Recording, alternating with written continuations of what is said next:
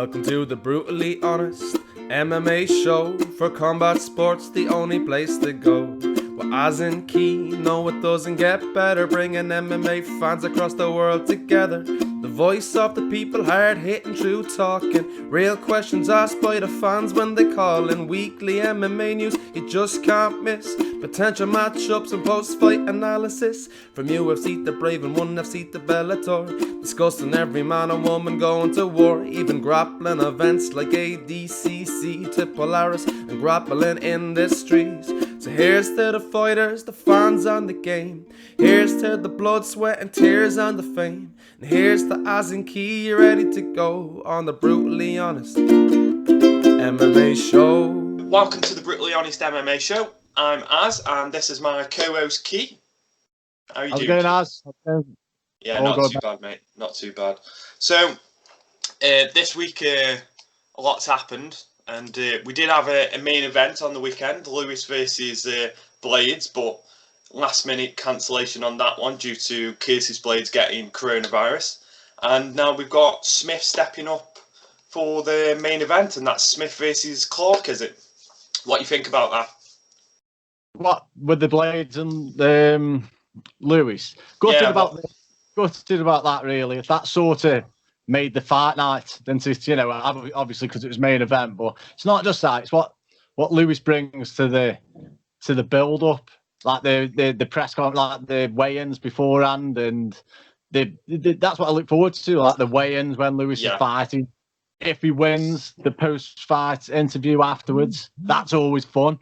So it's like you just never know what he's going to do and stuff like that. So gutted, really, because I mean that's everything around. Not the actual Lewis fighting, which is great for watching fight. He's explosive. He gets his foot up high for an heavyweight, and he's got loads of power. But it's just everything what comes with him, which is a bit gutting, really. Did want to see that fight. I thought it'd be. If you asked me about a couple of months ago who'd win that fight, I'd have said Blaydes pretty much hands down. Just through his ground and pound and everything, he looks sharp. Blaydes looks sharp, but that Blaydes sharp is the key. after watching him against Volkov, he really gassed, and he wasn't that impressive. I didn't think he was very impressive against Volkov at all. So I was sort of edging towards Lewis for this one. I don't know what they could do with Lewis now. There's a UFC 256 coming up on December the 12th, 13th, is it? I think it's December 12th. That's the next. Yeah, that's December 12th. Yeah, so the next one, 256, isn't it? Then it's about that weekend anyway, isn't it? And you've got Figgy's fighting against Marino, so that's a quick turnaround for both of them. Really they both that's going to be a fun fight. Then Dos Santos is on the cards as well. So I mean, there's a few. Ferguson's fighting Oliveira, so that looks like a good UFC. I'm thinking a good matchup. It's only in a couple of weeks, so you could put Lewis on that bill as well. Bang Lewis on there, and that'd be a fun UFC. That would. It'd be a really good UFC. Well, interestingly, Derrick Brunson stepped up last minute and he offered to fight Lewis. He said, "Fly him out there, you'll fight him." But I think the problem why they couldn't make that fight is they have to go through all the testing for COVID-19. So I don't think they could make that fight for now. But that's potentially they could make that fight for 256. Well, why couldn't they do the Blaydes fight for 256? Because it's over 2 weeks, so isn't it? So you've got that. I suppose it's training and stuff for him. He's got quarantine, but I bet if Blaydes wanted it bad enough, then he'd be out. It'd been over by then because you only quarantine for the 14 days, don't you? So I suppose it depends on how much it affects him. Like, because some fighters, it's really, really like effective. They've had long COVID symptoms and stuff. I suppose it depends. They'll probably wait on the Blaydes rematch. If Blaydes can't make it, there's a possibility of Brunson, even a possibility of Jones maybe, but I don't know if it's too early for Jones yet, like make his heavyweight debut. But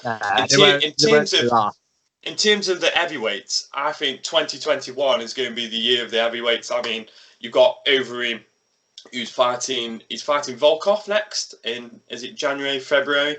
You've got Stipe, Ngannou, Lewis is always up there. Blaydes, you've got Jones making his debut. I mean, it is an exciting division at the moment, and I think 2021 we're going to see some really, really big fights, and it's something that heavyweight division's been missing for such a long time. And you touched up on it earlier. Lewis has got so much character. He brings that character to fight week, to the fight, to the post interviews, and then you've got Jones stepping up like the baddest man on the planet at the moment, undefeated light heavyweight, and broke numerous records. And you've got Stipe, who's just like, he's a fighter that you always rule out, but he just keeps producing over and over and over again. Like he's got the most heavyweight title defenses in history, and like he's broke records. So like you've got two, three, 4, 5, 6 guys up there with experience, and they've all fought the best. And Overeem's on a run. Stipe's just had back-to-back fights with Cormier. Jones is. I just don't know what I expect of Jones at heavyweight. He's looking big. I don't know if you saw the pictures. I've seen the pictures where he's been posting. He looks beastie, doesn't he? He's looking big. And so someone brought to my attention this week Rumble as well. We forgot about Rumble's coming back. Well, I mentioned Rumble to you, didn't I, when we were on about that, because he was fighting in that sub, wasn't he? So I remembered when we were talking about it, and like I say, I mean, Rumble's another one, and he'll be another beast. But it's the up and comers as well. I mean, Greg Hardy, he looks like he can be Andy in there, and it's, there's quite a lot in that division. Tom Aspinall as well. Brock Lesnar might make an appearance. Aspinall's looking quality. He just touched on him, and then it's another Brit what we can watch and follow. He's looking really sharp. So it says it's a stacked division. So Dana's getting there's some good matchmaking there, and there's some good potential fights there. Yeah, for 2021, and something that like everyone gets excited about the heavyweight division. Yeah. No matter like you don't have to be a fan in any sport, like the boxing, like.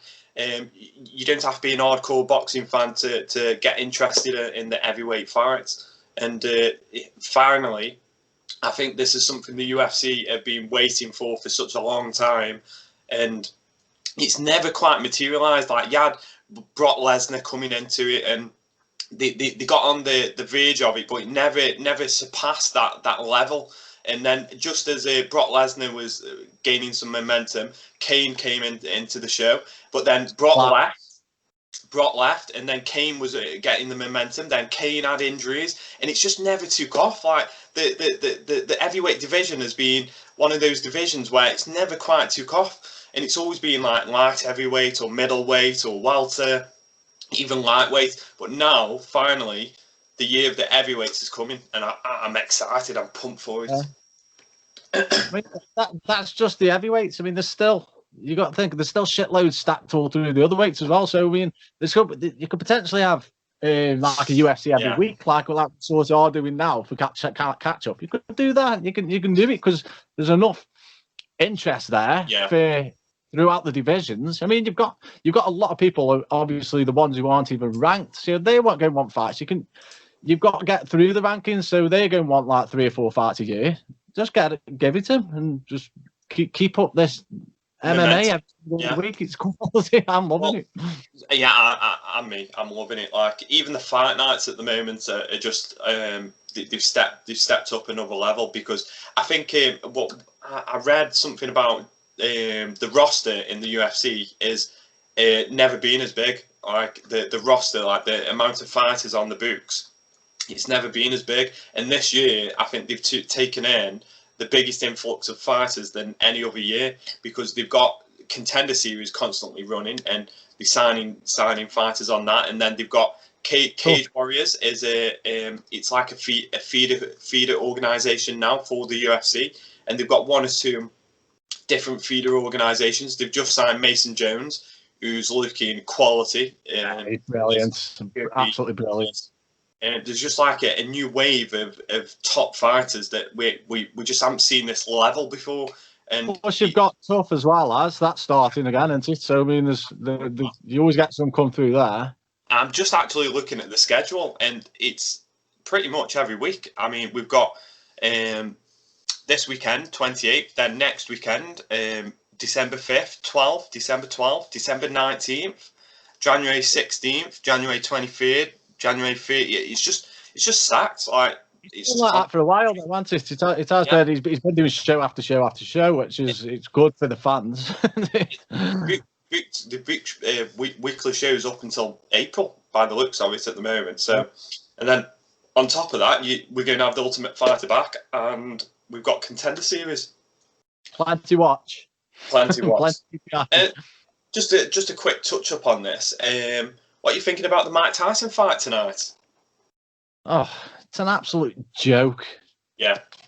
An absolute joke. It's pathetic. I mean, why did people are going to be paying pay-per-view for watch? They basically said it's sparring. There's no knockouts. There's no winner. There's no winner. There's no knockouts. So there's no judges or anything like that. There's you can't bet on it. And I think it's 4 rounds. I mean, for £20. But as part of the pay-per-view package, do you get the Dubois fight? Well, I don't. Is that pay-per-view, the Dubois and Joyce one? I don't know if that's part of the. I don't think that was pay-per-view. It's sort of been overshadowed, but I know it's tonight, isn't it? Yeah, it's tonight. I'm pretty sure that isn't on pay-per-view, though. And if it is, no one's going to be having that. I think Dubois will just blow Joyce out the water anyway. Yeah. I don't know. I'm just having a look now. So it starts at 10:30 UK time, and will be shown live on BT Sport 1. So no. Despite it was originally billed as pay-per-view as part of the being before the Tyson fight. That's where I got it from. They were originally going to have it on pay-per-view, but I think they backtracked on that. Yeah, because they'll know that they won't get much off pay-per-view. They'll probably get more viewers watching it without it being pay-per-view. But the Tyson one, it just seems an absolute farce. Just let them go at it. It's like, they want fight, let them fight. Just let them go at it. How's the ref going? How's he going to say no knockouts? I don't understand what they're going to do. Just jab. Who's the best jabber? Is that what they're going to do? Like, I don't get it at all. I don't get it. But what I just before we came on the Skype call, I was watching Ariel Alwani's interview with Mike Tyson, which was yesterday, and for me, what Tyson said in that interview kind of sums it up. And the reason why they're doing it is it's basically a charity event, except they haven't promoted it as a charity event, but there's a Tyson's charity and Jones's charity, and all the money that they raise is going to their charities. Now, they haven't really mentioned this, and I think they've been quite sneaky. It's a charity exhibition event with sparring events, and they've sort of disguised it as a somewhat of a fight where, I mean, Tyson was saying himself that he hasn't even been told the rules. He doesn't even know the rules because he doesn't need to know the rules because he knows it's a spar. Yeah, so fair enough. Build it as they could promote it as the charity, promote both charities as they're doing it, but make it so they can have a fight. Make it so there's a winner. Doesn't matter. They're both winners, even if one loses, then because both again the money's going to the charity. So I mean that's the main thing. But for the fans, to be fair, I think Jones would batter him. Yeah. He's been fighting. He only retired 2 years ago. I mean, he's been fighting up until he was like 48 or something stupid. It makes me laugh, because people have been looking at Tyson in these videos and thinking, "Oh, look, he's looking dead sharp. He could come back. He could do something. He's looking dead sharp." Tyson was shit 15 years ago. They knocked out Tyson. What makes you think 15 years older with no fights, he's going to be better? He's not. He's going to be shitter. He's going to be even worse than what he was when he was getting knocked out by an Irishman taxi driver. He's going to be worse than that because he's done nothing. It's just ridiculous. It's just what people are saying, like all that. Yeah, he might look good on the pads, like on a few little Instagram videos and stuff like that. He'll get destroyed. I can look good on the pads. I can look good on pads. Anyone can look good on pads. But I'm glad you brought that up because you're being brutally honest, and I love that. But it is, it's a farce, and all these people backing Tyson as this like go and come back. But Roy Jones, he's the real deal. He's still good now. I was watching some of those last but he's fights. recently retired though, hasn't he? Yeah, he's recently retired, but like compared to Tyson, but that's what I'm saying. he's going to be light years ahead of him. I think I think he's going to come out and he's going to knock him out. And like they talk about how Tyson looks on the pads. Have you seen how Jones looks on pads? Like he looks phenomenal. He looks like he's still in his 30s. He looks great. And no one's talking about Jones. But they're all talking about Tyson and he's coming back and he's going to be great. He's going to get knocked out in round 1, guaranteed. If they go in for it, if they come out and they go for it, he's getting knocked out. If they come out and it's going to be like touchy feely and they're just going to play around, it's just going to be like a soft spar. But if they go for it, he's getting knocked out. I mean, the refs.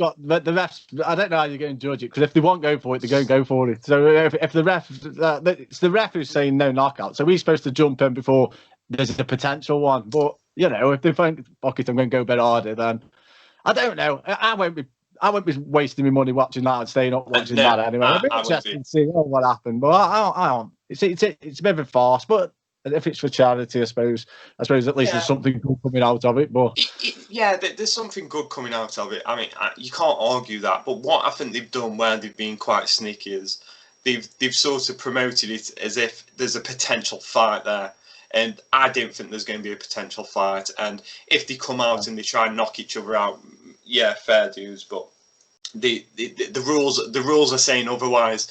And if you've agreed to those rules, then it's a bit. There could be a dive. There could be a dive in round 1. Like Tyson takes a dive in round 1 or something. But there's nothing game for anyone though, because you can't bet on it. Yeah. Have you seen who's commentating on it? Yeah, Adesanya, Israel Adesanya. No, that'll be good. That'll be the funniest part of it. Yeah. That's the funniest part of the event. Adesanya, see what he comes out with. It'd be good like that. He's quick-witted, isn't he?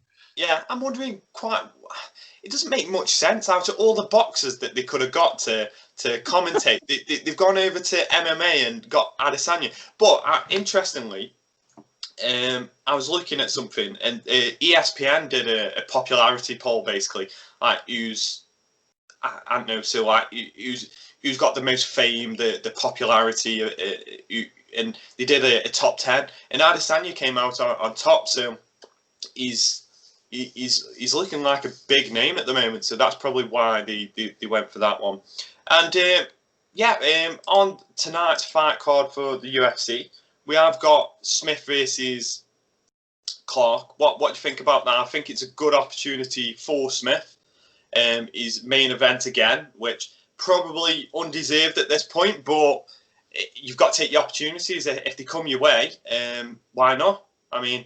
Smith's got put all on the line here because another performance like against Teixeira or like Bones or anything like that, where he's completely dominated and looked out of his depth massively. He's commented a few times about they're all too strong for him in that division. They're all bigger and stronger. Well, you're in that division, so you bulk up or go in a different division or what have you. But he can't get dominated like he did, like he has in the last few. And if he does, you probably won't see him in the UFC again. He might either retire or a different organisation will pick him up. If he gets dominated, because don't get me wrong, he's called Lionheart. He's got loads of heart. Yeah. But you can't have another performance like that. And I think he's much better. I don't know if it's a confidence thing or what. He's much better than what he was on them 2 fights. Don't forget, he got a championship fight not long ago against Bones. So yeah, it was only a year ago. Yeah, he's doing something right on the run up there. No, it's a shame really because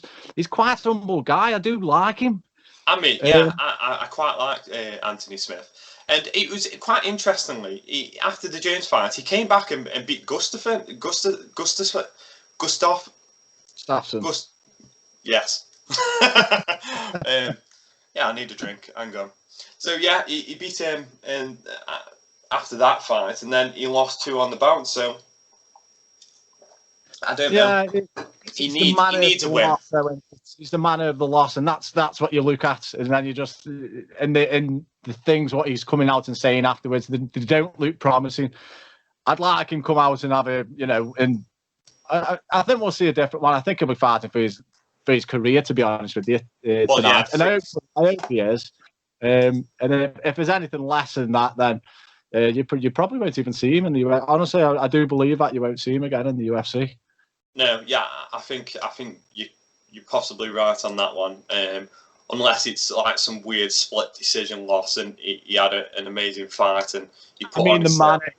It's the manner. Yeah. If he gets dominated, yeah. If he has a poor performance, there's a good chance he could be cut after this one. And on the co-main event, we've got Miguel Bazar, or Bazar, and he's fighting Takeshi Sato. Now Miguel is on what?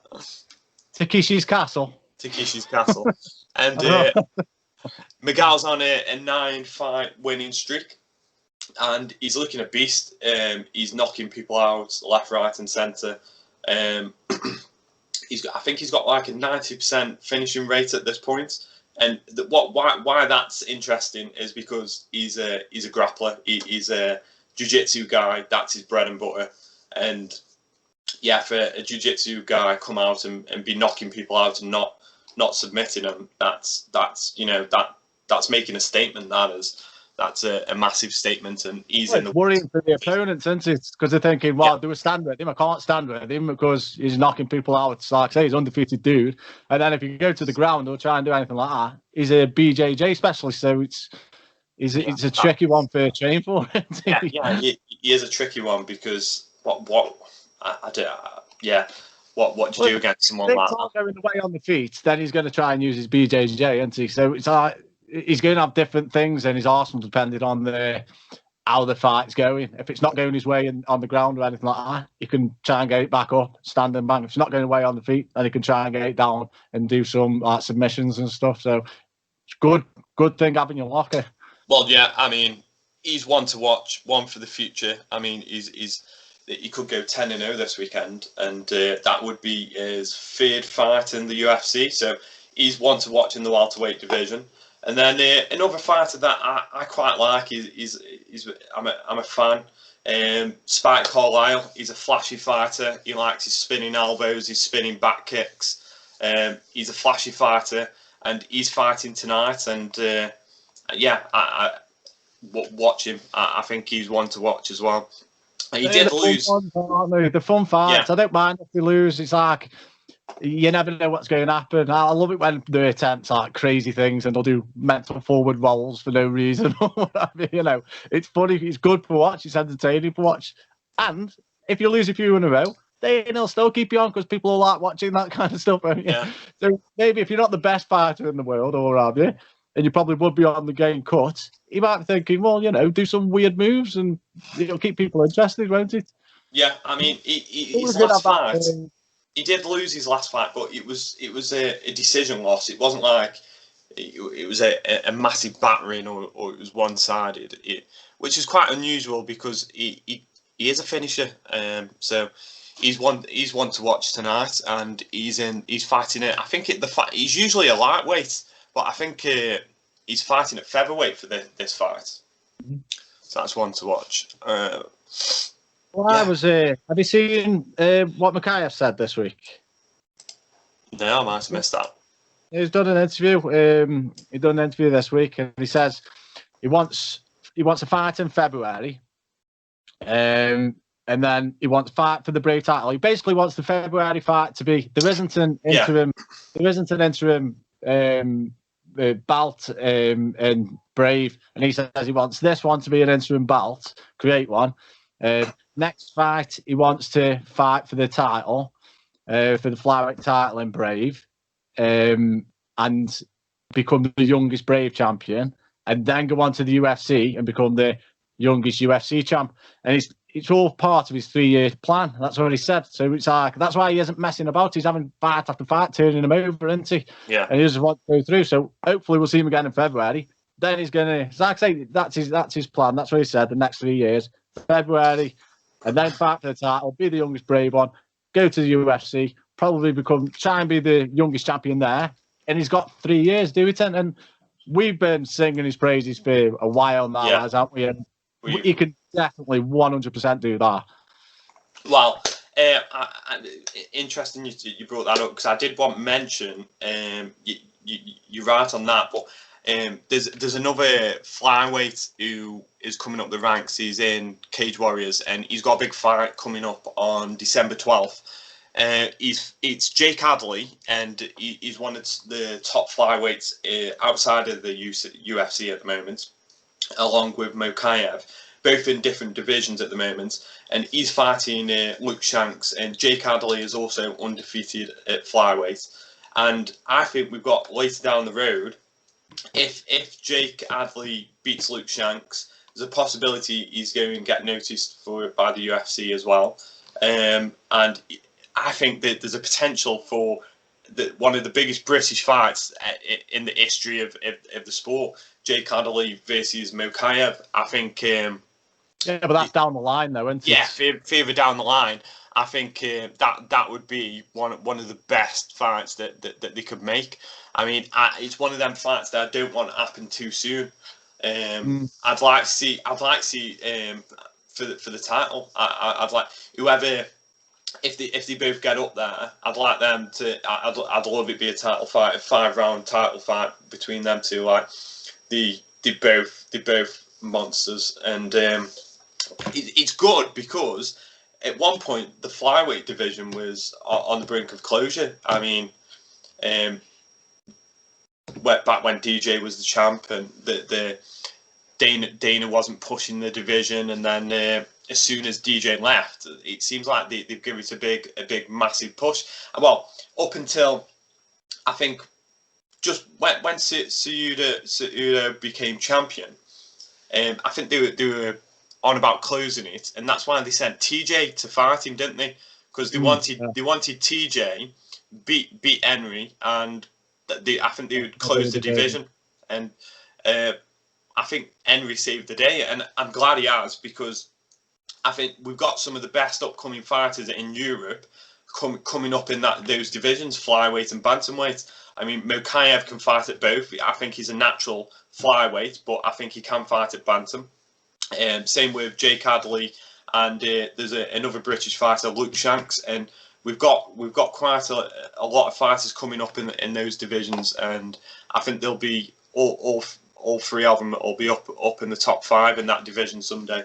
I mean, they're all young. Well, how old is Mokaev now? About 22, 20?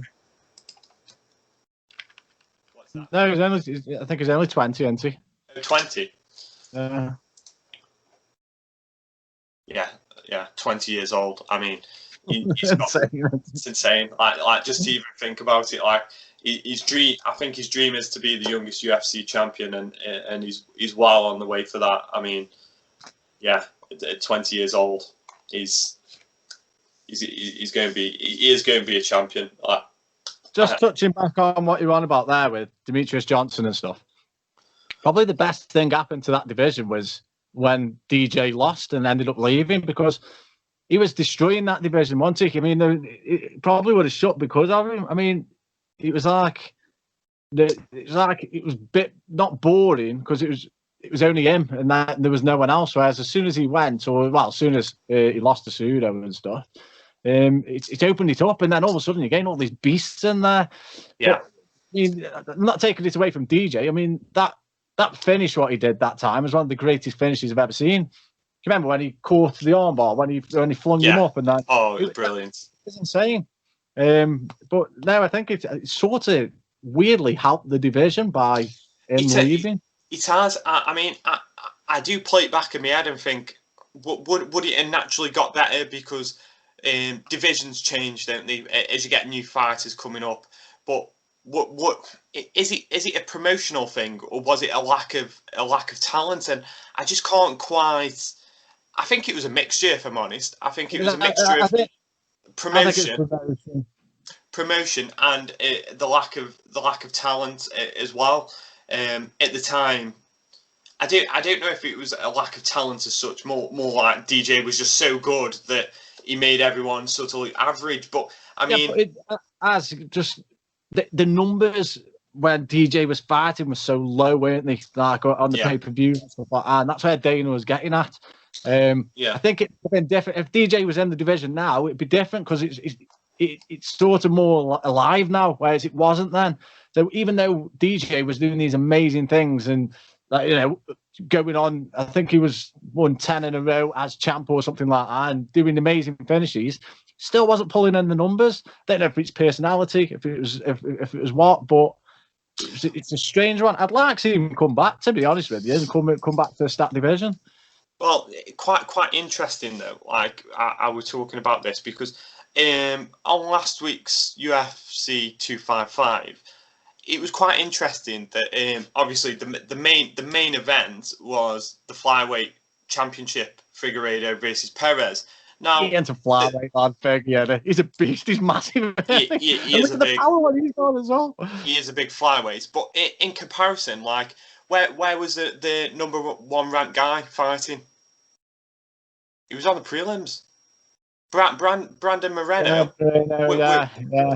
Moreno. He was on the prelim as well. And that isn't a prelim fight. That's a main eventer for me. It's a weird one. Like that's he's going to be in the main event next because he's fighting Figgy for the title in a couple of weeks. So it's strange though, the contrast, but like how they treat the flyweight division, because technically for me it is not a prelim fight, but clearly they aren't promoting the flyweight division still, unless you're champion. Yeah. Unless you're champion, you're going to get the. Not only did Figgy get on the main card of a pay-per-view event at UFC 255, he was headlining. Now I don't think DJ even made it on a main event, did he? Most of his fights were on fight nights and things. Yeah, but not championship. Championship fights, he'd have been, but he wouldn't have been a main event at one. I wouldn't imagine he wouldn't a main event. And if he did, because they were on about DJ's numbers, weren't they? So maybe he might have headlined one, and then it just wasn't. Didn't pull one out. To be fair though, no, some of them were. He won the title. He won the title back in 2012. 2012. Won the title. His first few defenses, 1, 2, 3, were on UFC on Fox, like fight nights, and then he had 1, 2, 3, 4, 5 on main cards. Then they took him back to the fight nights in 2016. Because do you remember the Ultimate Fighter Tournament of Champions? Winner fought DJ. That was on a fight night, and then the next one was on a fight night. Then Ray Borg was on UFC 216, but I don't think he even headlined any of them, did he? Just that's Dana though. He didn't like him, did he? He just didn't like it. He preferred the heavyweights. But again, you were going on about it and you were touching on it before. Heavyweights in every sport is always going to get more fans, more people watching. So even if it's like you've got the best at the game in that division, and then you've got like a couple of average dudes at heavyweight, people are still a bit more interested in. So you've got to be. Although he was special, I was about to say you've got to be special, but I think now there's more competition. Then it's been growing anyway, and the popularity's been growing. So I suppose that's something. It's great to see. I mean, I love that division. It's fast, it's ferocious, and they've got some of the best talent. Like some of the best talent is in the flyweight and bantamweight divisions, and it's nice to see it get the recognition it sort of deserves. I don't think it's fully there yet, but it's getting better. I mean, the fact that they are pushing Figueiredo quite a bit. They've given him a huge push, and I'm looking forward to. He's just knocking dudes out there, isn't he? He's just knocking dudes out and finishing, and like so. He's done the push himself. He's put the hard work in, hasn't he? So, and he's got power in his hands, and then he just showed how he can do it via submission as well. And is there anything else that you want to talk about before we wrap it up today? I think wrap it up there. I think we've covered quite a bit, haven't we? I think we've covered everything that we need to talk about today. So we'll be back next week. Everyone, subscribe, like the page, and get involved. Send us your questions for next week if there's anything that you can think of, and we'll try and answer them the best we can. Right, it's been nice speaking to you, Keith, and I'll see you next week. See you later, buddy. See you later. So here's to the fighters, the fans on the game. Here's to the blood, sweat and tears and the fame. And here's to Az and Key, you ready to go on the brutally honest MMA show.